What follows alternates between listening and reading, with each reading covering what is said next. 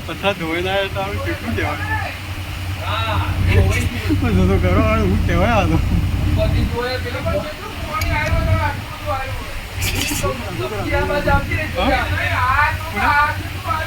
અરે ખરી હા હું ચેકડેમ બાકી ગયેલો હશે ભાઈ એવું જ લાગે છે